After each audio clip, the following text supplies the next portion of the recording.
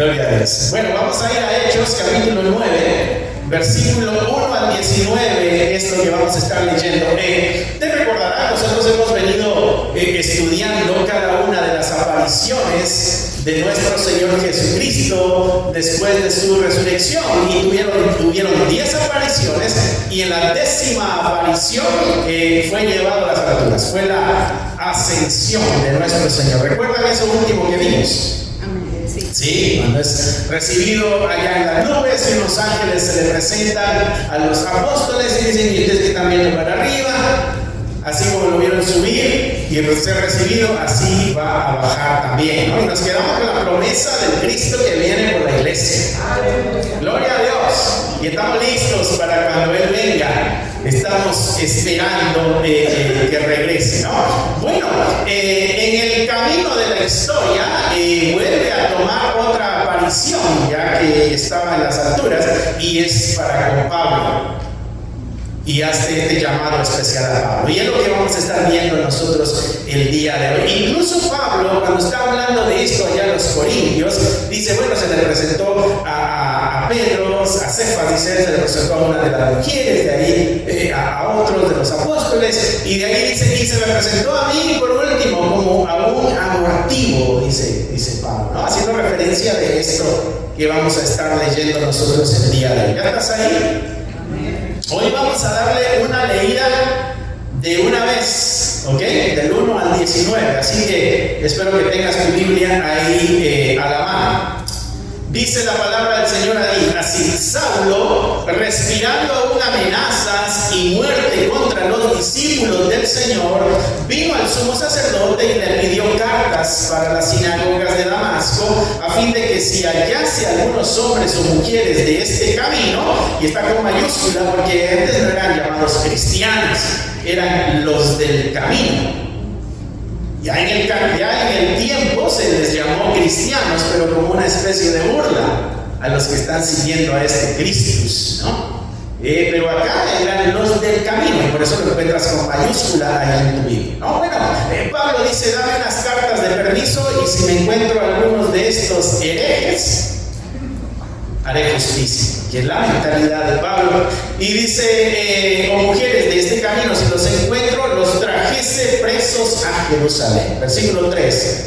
Mas yendo por el camino, aconteció que al llegar cerca de Damasco, repentinamente le rodeó un resplandor de luz del cielo. Y tú y yo hemos experimentado esos repentinos de Dios cuando interfiere en nuestro camino, cuando bloquea nuestro avanzar y nos cambia de dirección. Pablo también experimentó ese de repente del Señor, que le rodea una luz del cielo, y cayendo en tierra oyó una voz que le decía: Saulo, Saulo, ¿por qué me persigues? Esta repetición es importante, mis hermanos, porque en la mentalidad hebrea, cuando hay una repetición del nombre, lo que quiere decir es: yo te conozco bien. Por eso Jesucristo en una ocasión dice: no todo el que me dice Señor, Señor, en otras palabras, no todo el que dice que me conoce muy bien, no todo el que dice Señor, Señor entrará al reino de los cielos. Esa repetición quiere decir eso, y esto es lo que le está diciendo Jesucristo aquí a Pablo. Aquí le vemos como Saulo.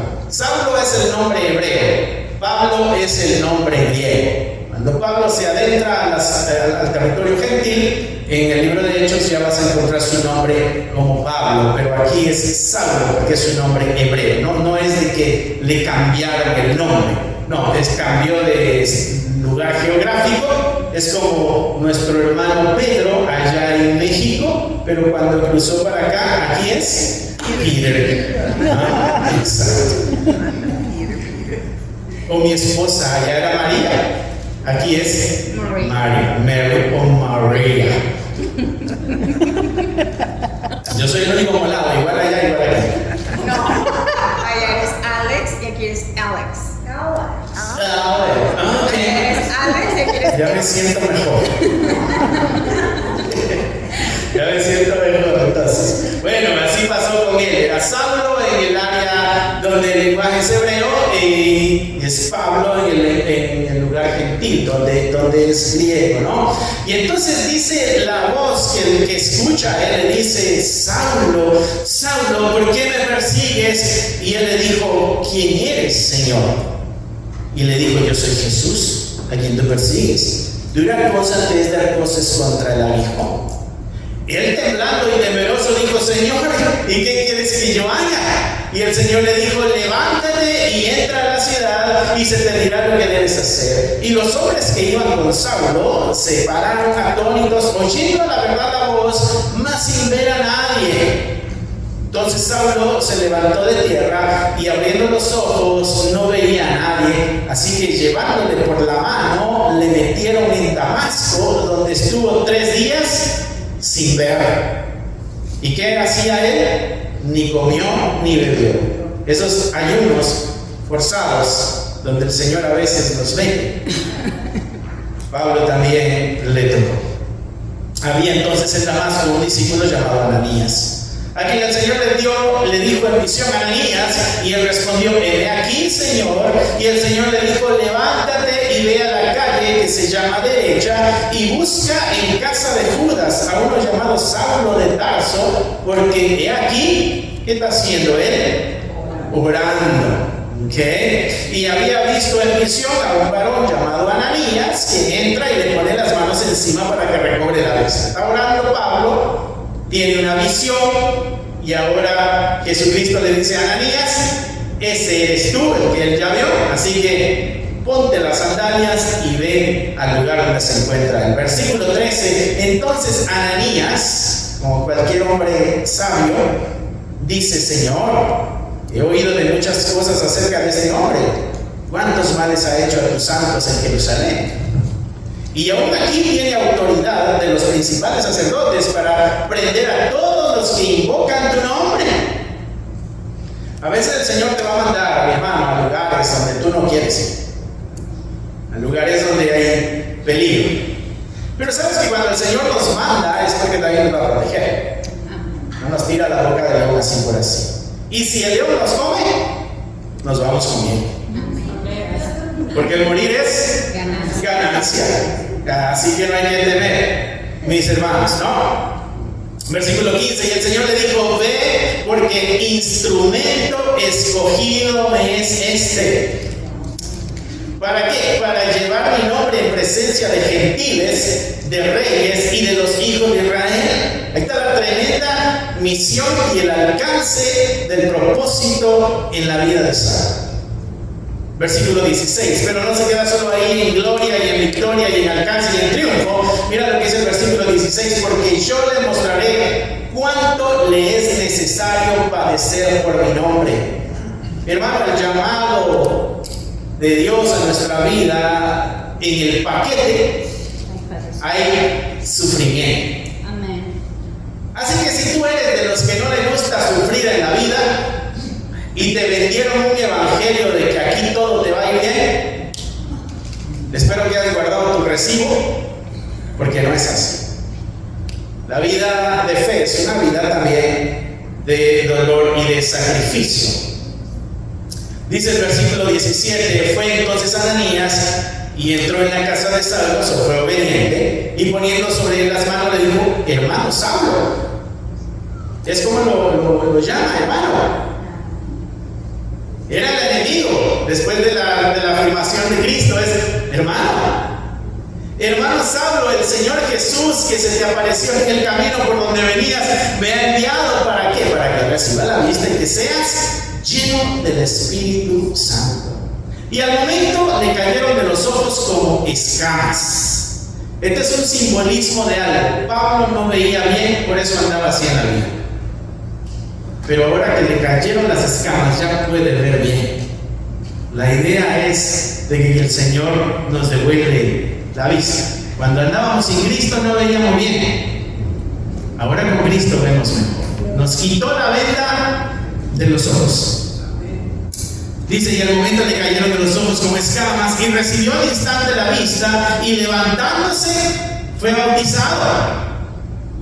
Y habiendo tomado alimento, recobró fuerzas, y estuvo Saulo por algunos días con los discípulos que estaban en Damasco. Nosotros cuando leemos la historia de Pablo, mis hermanos, muchas veces nos quedamos en este evento extraordinario de la voz de que cae al suelo, esta luz que lo deja también ciego, y estas cosas que llaman la atención, ¿no? Y muchas veces nosotros pudiéramos creer también de que en ese momento es cuando Dios comienza a trabajar en la vida de Saulo. Pero el mismo relato nos muestra de que Dios, la gracia de Dios, ha empezado a trabajar en Saulo desde hace mucho tiempo antes. Así como a ti y a mí, no fue a la primera que nos predicaron el Evangelio que creímos. El Señor había venido trabajando en tu vida y en mi vida desde hacía mucho tiempo, hasta que llegó el momento en que nuestro corazón fue convencido. ¿Recuerdas ese episodio de tu historia? Amén. ¿Recuerdas que no eras muy amable también con aquel que te hablaba de Cristo? Amén. ¿Recuerdas cómo lo ignorabas y lo rechazabas? ¿O nunca fuiste así de grosero? Claro que sí. Yo te conozco, decía mi mamá. Todos pasamos por ese mismo episodio de rechazo. ¿Por qué? Porque hay algo que tiene razón que yo no quiero aceptar. Y mira lo que sucede acá con Pablo y con la gracia de Dios, esta gracia que antecede esta transformación en la vida de nosotros. Es una gracia que confronta, es una gracia incómoda, es una gracia que viene a romper nuestro orgullo, y así como a Pablo, es una gracia que nos tira al suelo, nos humilla y nos hace encontrar nuestra verdadera vida y nuestra verdadera razón en Cristo Jesús. Vamos a leer uno que otro de los versículos que acabamos de leer, pero tú ya tienes la historia en tu mente del episodio de la transformación visual, diríamos, de Saulo. Pero hay algunos sesgos acá que nos hablan de un Dios que ha trabajado desde antes en la vida de Saulo. En el versículo 5, mi hermano, cuando Saulo dice: ¿quién eres, Señor? Le hace la pregunta después de que Jesucristo le habló. Jesucristo le dice: yo soy Jesús a quien tú persigues. Y le dice esta frase: dura cosa te es dar coces contra el aguijón. Dar coces es dar golpes. ¿Y cuál es el aguijón? Es esta herramienta que usaba el campesino o el pastor para cuando el animal, que es rebelde, se está saliendo del camino, necesitaba un piquetazo para que se volviera a acomodar en el camino. Imagina a este par de animales que están arando y hay alguno que se está desviando. Bueno, esta herramienta era para picarle y que se enderece en el camino. Las palabras que Jesucristo está usando con Saulo le están diciendo: hay un aguijón que te ha venido dando dirección, Saulo, y lo que tú has venido haciendo es dando voces. Esta no es la primera intervención que tiene Jesucristo en el corazón de Pablo. El corazón de Pablo ha venido trayendo una lucha interna con la verdad de Dios.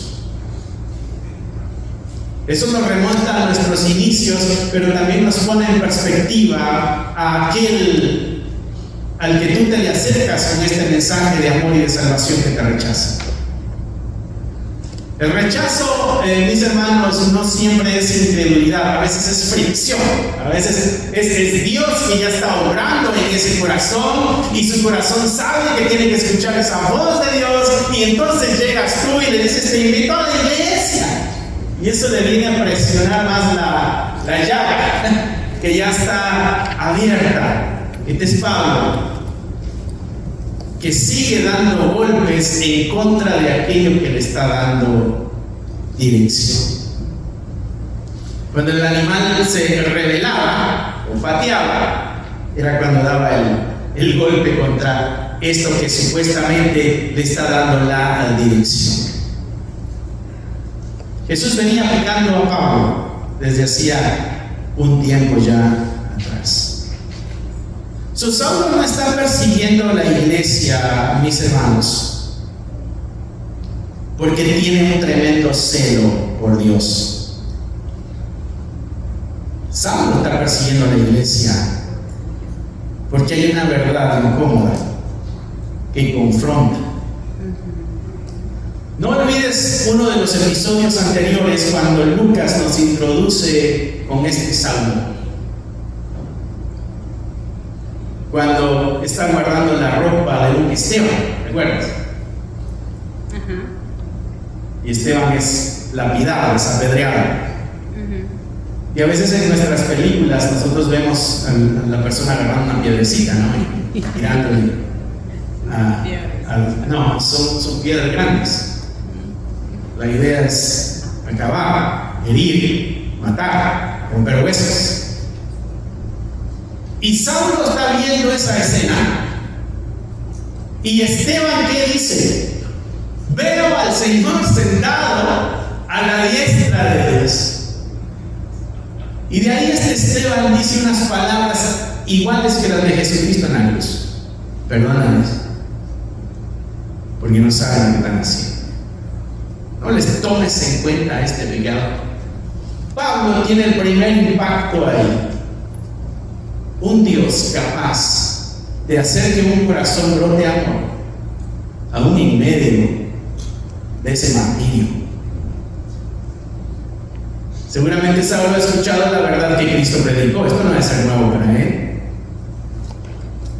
Un Cristo que enseñó a amar al enemigo. Un Cristo que enseñó a dar de comer al hambriento y dar de beber al sediento, dar de vestir al desnudo. Un Cristo que exhortó a la ayuda de la viuda y a la protección del huérfano. No había nada en contra de esa enseñanza, algo que pudiéramos decir, eso está mal. Incluso muchas de las veces intentaron hacerle preguntas para ver si lo agarraban en alguna falsa enseñanza a Jesucristo y siempre salían humillados en esas discusiones. De eso Pablo sabía.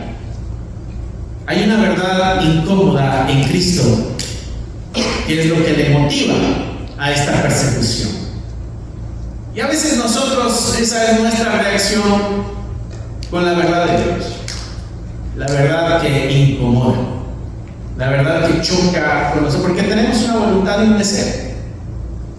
Nosotros tenemos nuestros propios planes, nuestros propios deseos, nuestros propios anhelos, tenemos nuestras propias decisiones. Cristo tiene algunas diferentes y ahí esas verdades chocan con nosotros. Y es donde tú y yo tenemos que rompernos, doblegarnos, humillarnos y aceptar cuál es la voluntad de Dios para nuestra vida. Pero es ahí donde hay esa fricción, es ahí donde está el choque, y muchas veces va a ser mucho más viable para nosotros señalar esta verdad,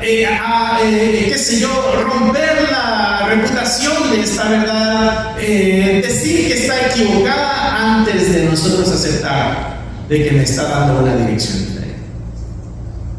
Esta frase que usó Jesucristo acá, dura cosa te es dar golpes o coces contra el abismo. Está diciendo, yo he venido dándote dirección desde hace mucho tiempo y hasta el día de hoy no has escuchado. A veces Dios se pone más fuerte y llama nuestra atención de una manera mucho más violenta. A veces, mis hermanos, nuestra propia resistencia o nuestro enojo contra Dios o nuestra dureza contra la fe no son señales de que estamos lejos de Dios. Son señales de que Dios está trabajando algo en nuestros corazones. Hay esperanza ahí. Amén. ¿Chocas tú con algo de la palabra de Dios, hermano? Sí. Yo choco con muchas, no te voy a decir qué cosas, pero yo choco. Pero ¿quién soy yo para vencer en esta pelea? Tengo que doblegarme y aceptar una realidad y aceptar que Él es el Señor. Eso quiere decir que Él es el que está bajo alguien que está sobre mí y yo estoy bajo él. Pero esos roces en nuestro corazón de la verdad de Dios nos traen esperanza porque nos están diciendo que Dios está trabajando en nuestra vida. Y la promesa es del que el que inició la buena obra perfeccionará hasta el día de la va a perfeccionar, la va a terminar. Eso es con lo que tú chocas, mi hermano, con la palabra de Dios, pero estás aquí escuchando la palabra de Dios. Es de Dios obrando en tu corazón, dándote todavía la forma que tú necesitas tener. Porque el compromiso de Él es darte una forma. Amén. Y la forma la encuentras ahí en Romanos capítulo 8, que seas semejante al Hijo, que te parezcas a Cristo. Así que no todo está perdido cuando nuestro corazón se pone bravo con la palabra de Dios. No, es de que Dios está rompiendo algo dentro de nosotros. Esto nos trae esperanza. Amén. No siempre, hermano, es odio hacia Dios, sino que es fricción contra esa verdad, ¿no? Y a veces ese aguijón es el que nos está molestando. Pero también para nuestra familia, mis hermanos, a veces ese ser querido que parece ser el más rebelde de la familia y no quiere escuchar el mensaje de Dios. A veces es el más argumentativo, el que más habla contra el Evangelio. No te asustes, porque su resistencia puede ser que Dios está obrando en su corazón. Por eso hay una molestia tan grande. ¿Sabes? Una de las cosas que vemos, por ejemplo, con los ateos, ¿no? Que luchan con capa y espada para decir que Dios no existe. Pero si realmente Dios no existiera, no deberías de llenar, de desbordar ahí toda tu fuerza para probar algo que no existe. Si no existe, debes estar tranquilo en tu vida. Pero como hay una verdad incómoda en el corazón de ellos que saben de que realmente existe, pues vamos a pelear contra eso. Esta es la gracia de Dios que nos está llamando todavía para que despertemos y podamos encontrar el camino en el Señor. Bueno, si hay alguien así en tu familia, mi hermano, sigue confiando que seguramente el Señor está obrando en su corazón. Es una fricción divina. Y lo mismo va para nosotros como iglesia cuando tenemos oposiciones, cuando leyes en contra de lo que la iglesia anuncia. Bueno, ¿no será que Dios está también tocando esos corazones y por eso hay una fricción de esa manera? Podemos nosotros descansar en que el que inició la buena obra la va a terminar. Además, para eso fuimos nosotros también llamados. Así que muchas veces la gracia de Dios va a bloquear tus planes. Muchas veces, como a Pablo, la gracia de Dios se va a atravesar en tus planes, porque necesita aclararte cuál es la dirección que tu vida tiene que seguir. Gloria a Dios. Amén. ¿Tienes planes tú que el Señor ha roto, hermano? Recuerdo yo antes de que iniciáramos el ministerio, fuimos a una escuela en Chicago, que es donde conocí a mi esposa, por cierto. Estudiamos y nos ganamos una beca y yo fui para ganarme la beca porque estaba esa oportunidad. Si tú eres del condado de Cook, tú tienes la oportunidad de ir a los colegios comunitarios y ahí hay oportunidades de becas, ¿no? Tienes que ponerte las pilas para estudiar. Pequeño detalle. Pero recuerdo que gané mi beca y yo iba a ir había ido a revisar de una vez el lugar en Chicago, se llama Cordon Bleu. Es un lugar para hacer chefs de comida francesa, porque ese era mi sueño. Pero en ese camino el Señor dijo: no quiero que cocines. Y nos hizo el llamado al ministerio. un cambio de planes. Se truncaron las metas y los sueños.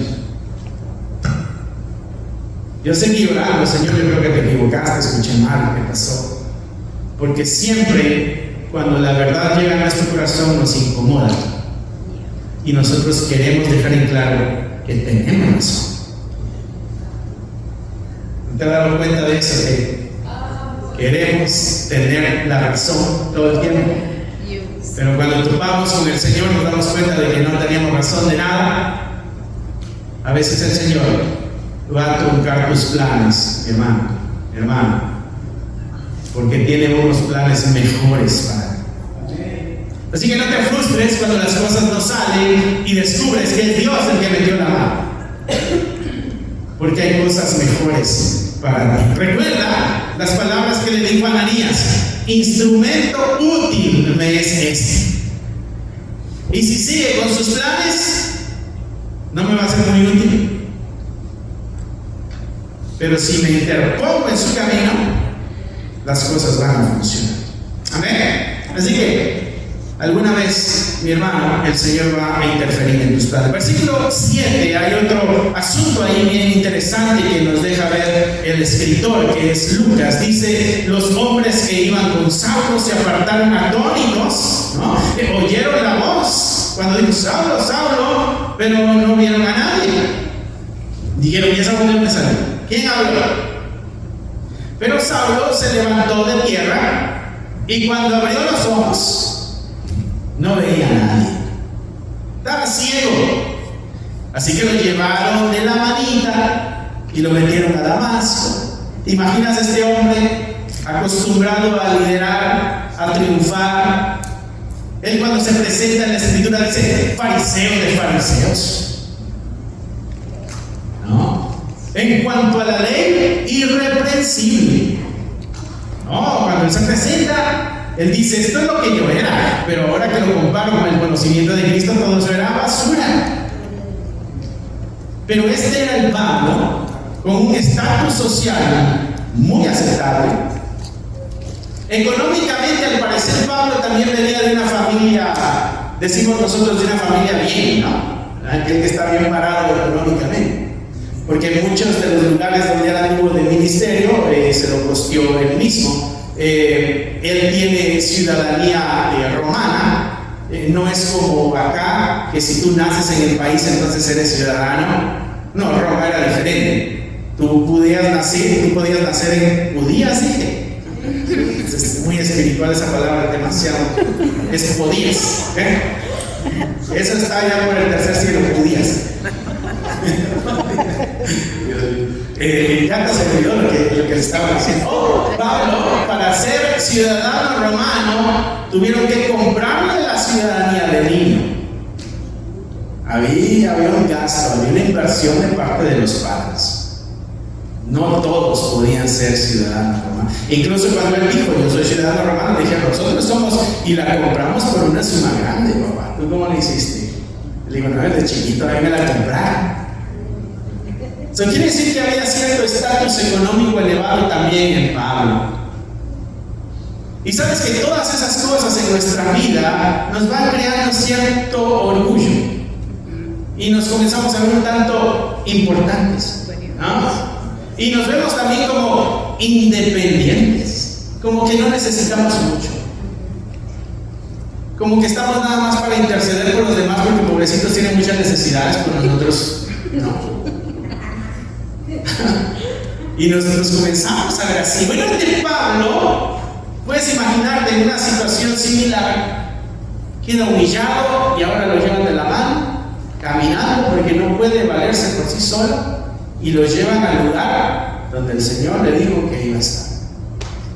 Y va obediente, caminando. Ya no tiene visión,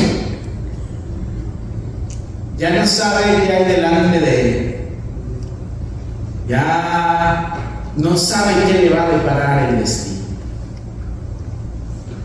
porque el escritor nos dijo que lo llevaran ahí y ahí se le iba a decir qué iba a pasar.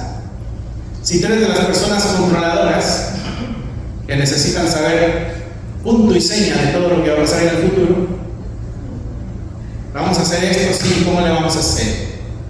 ¿Y cuál es el plan? ¿Y cuál es el plan B si no funciona el A? ¿Y cuál es el plan C si no funciona ni el A ni el B? No. ¿Y cuánto nos vamos a tardar? ¿Y cuánto va a costar?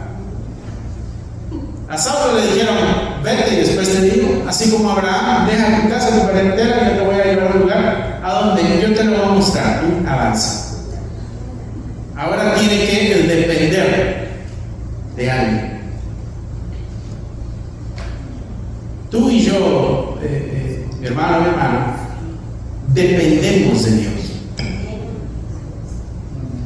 Y a veces nuestro orgullo tiene que ser así truncado para que aprendamos a depender del Señor.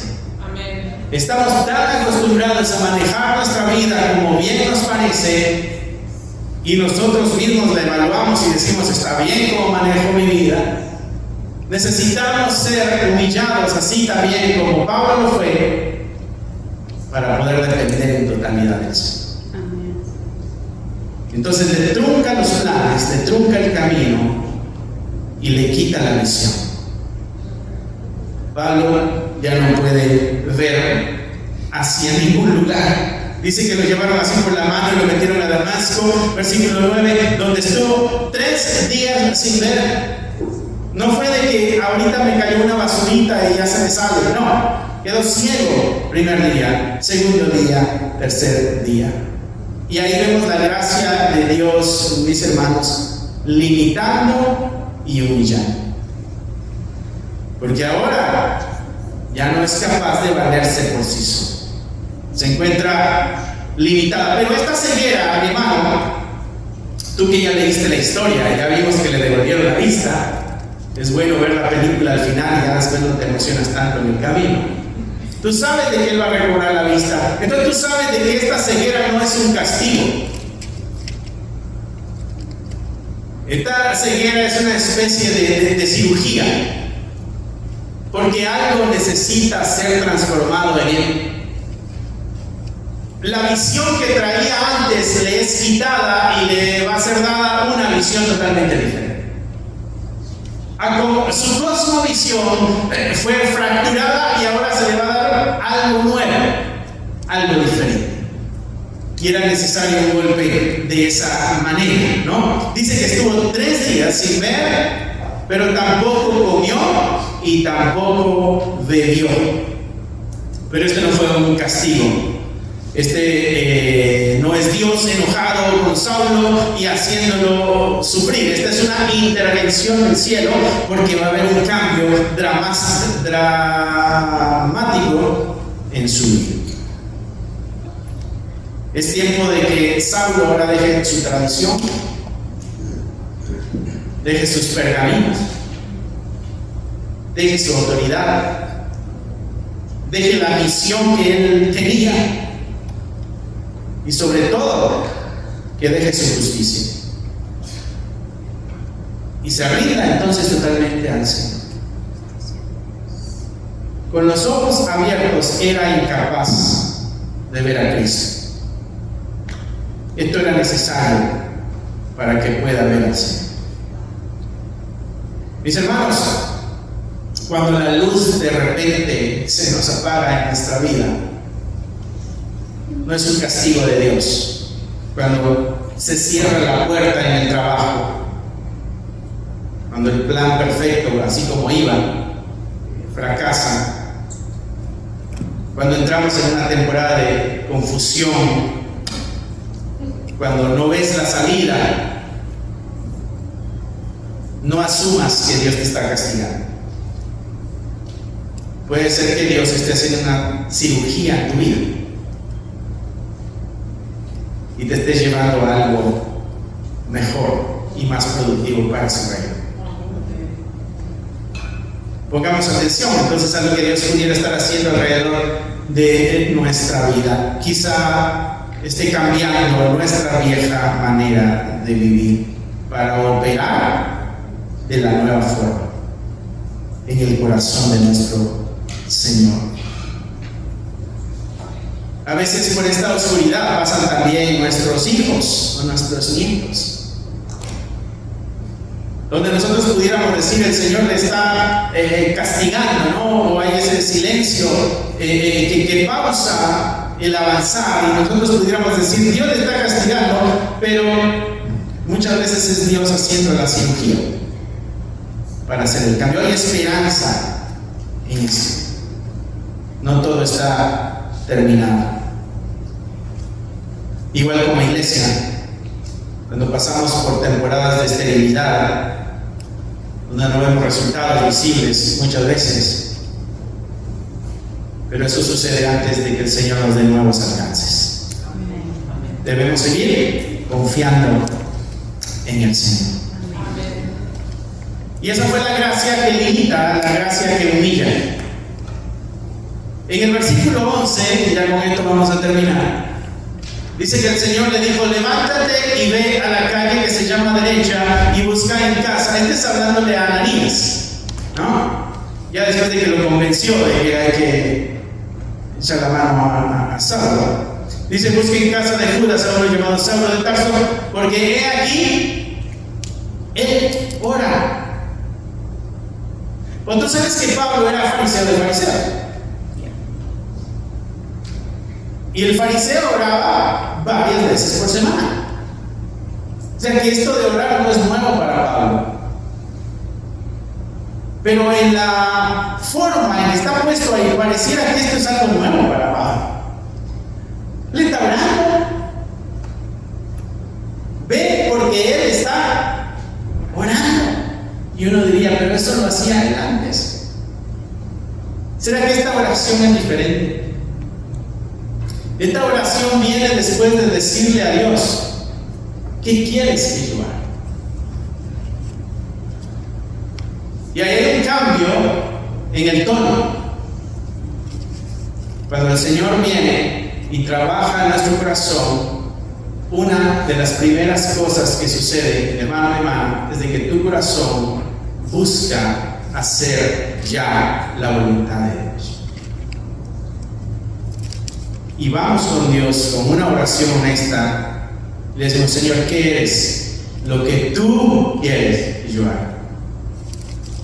Un corazón que ha sido quebrantado brota oraciones honestas.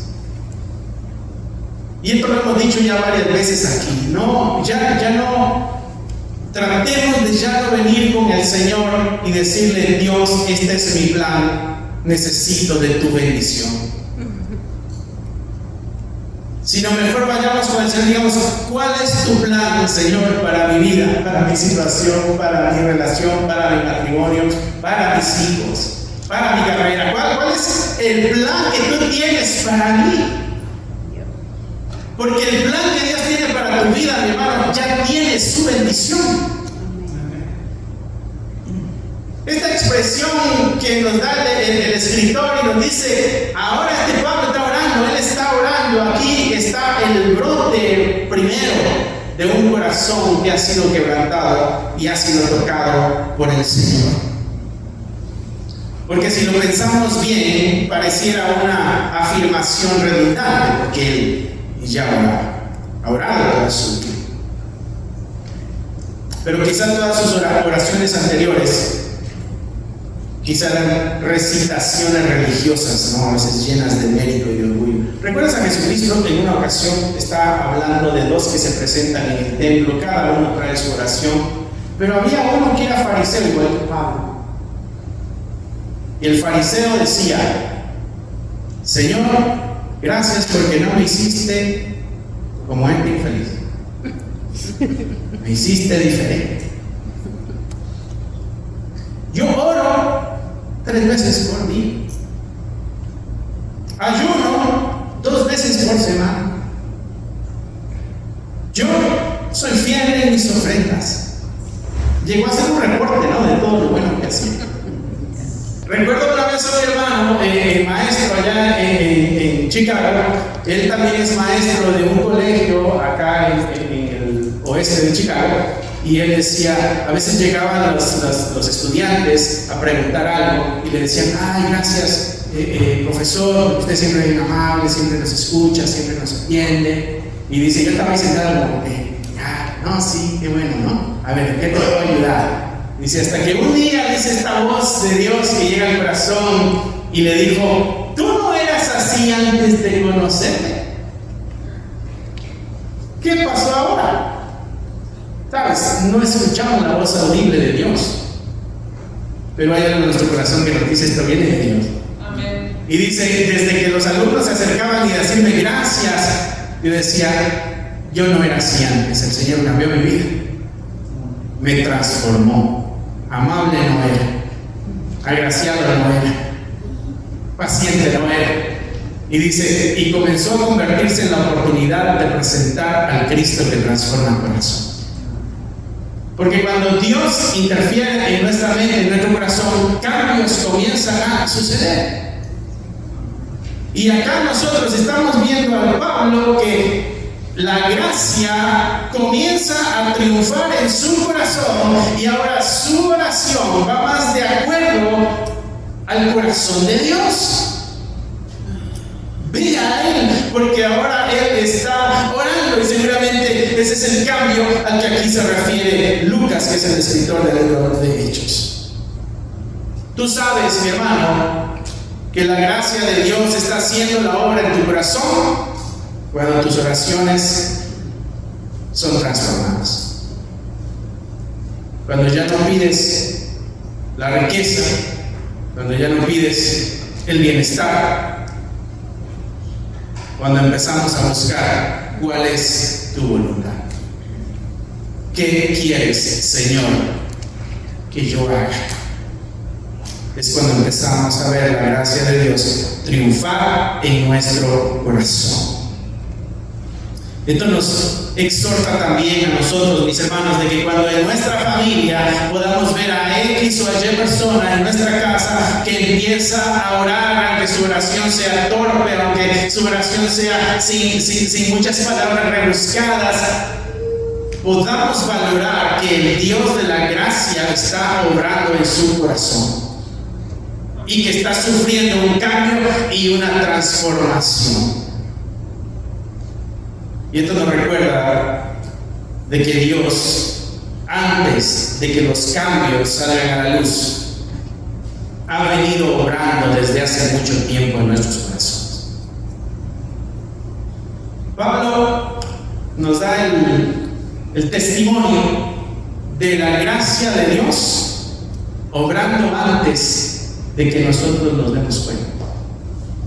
¿Cuánto estará obrando Dios en tu vida el día de hoy, hermano? Y tú y yo ni sabemos que Dios está metiendo la mano. Por eso nuestro corazón debe estar constantemente agradecido, porque seguramente Dios está haciendo algo. Otros hace unos miércoles estamos estudiando doctrinas básicas que todo cristiano tiene que saber. Los miércoles estamos en ese estudio. Nuestra hermana Lorena nos lo recordaba el día de hoy, así que si tienen la oportunidad, hermano, miércoles a las 7 estamos acá. Hace unos miércoles atrás veíamos a Cristo intercesor, al Cristo que intercede por nosotros. Y muchas veces tú y yo ni nos damos cuenta, pero Cristo está intercediendo por nosotros, rogando al Padre por nosotros. Mientras tú y yo estamos dormidos, hay alguien que está orando por nosotros. Mientras tú y yo vamos en el camino al trabajo, hay alguien que está intercediendo por nosotros. Cuando regresamos a casa o cuando vamos de vacaciones, qué sé yo, hay alguien que está intercediendo por nosotros, porque siempre el Señor está obrando en tu vida, aunque tú no te des cuenta. Aunque tú no te des por enterado. Pablo se dio por enterado después. Y antes de recuperar la vista, antes de recuperar la vista y antes de ser bautizado, y antes de predicar su primera predicación, valga la redundancia, estaba orando en ayuno delante del Señor. Porque la transformación, hermano, en nuestras vidas no siempre es un evento que llame la atención a todos. Es en esos momentos secretos de tu vida y de intimidad con Dios, donde Dios quebranta tu corazón y quebranta mi corazón. Cuando Dios inicia la buena obra, la va a terminar. Así que, como iglesia, como familias, y como miembros del cuerpo de Cristo, glorifiquemos a Dios por lo que está haciendo, aunque no lo veamos.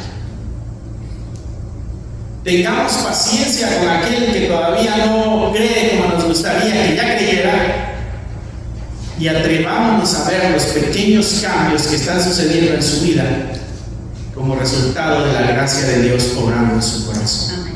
Amén. Porque al que el Señor llame, ese va a llegar hasta la meta. Amén. Así que sigamos confiando y sigamos con nuestra esperanza puesta en el Creador. Amén. Regálate un espacio para volver a lo esencial. Aquí encontrarás recursos creados para fortalecer tu fe y la de tu familia. Libros para colorear que llevan a los más pequeños a descubrir las historias de la Biblia de una manera divertida y significativa. Devocionales que te acompañan cada mañana, recordándote que Dios camina contigo. Si buscas herramientas que edifiquen, inspiren y transformen, este es tu lugar. Encuentra todos los enlaces en la descripción del canal.